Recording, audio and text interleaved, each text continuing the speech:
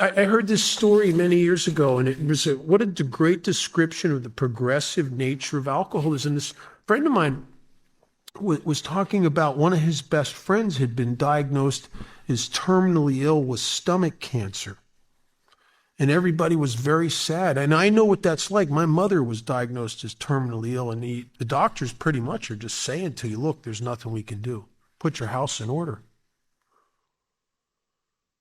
And about 3 months later, my buddy hears that they're going to have surgery on his friend. And he got excited. He thought, oh my God, they're going to do surgery.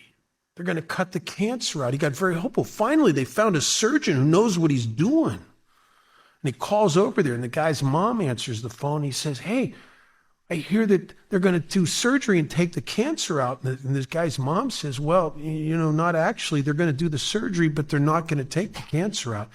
And he says, what do you mean they're going to do surgery and not take the cancer out? And he says, what are they doing the surgery for? He said, well, they're going to cut out sections of his stomach and intestines and pieces of his liver and internal organs to make room for the growth of the tumor so his last days on earth are not excruciatingly painful.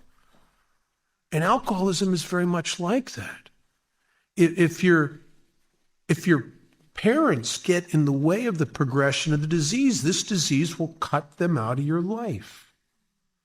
If your career gets in the way of alcoholism, alcoholism will cut your career out of your life.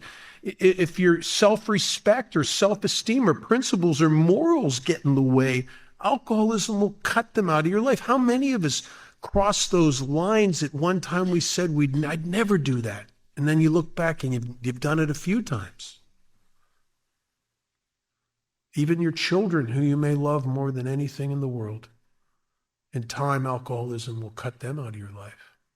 I've seen countless men and women who have lost their rights to even see their kids through the courts. They've been taken away from them, and they live in the shame of that and the remorse. And I've also seen those same men and women, if they're willing to roll up their sleeves and do all the work, they get their kids back and they have sweet relationships with them as a result of step 8 and 9. Alcoholism will take away from the alcoholic more than any human being should ever have to lose. And Alcoholics Anonymous will give you more than any human being ever has a right to have.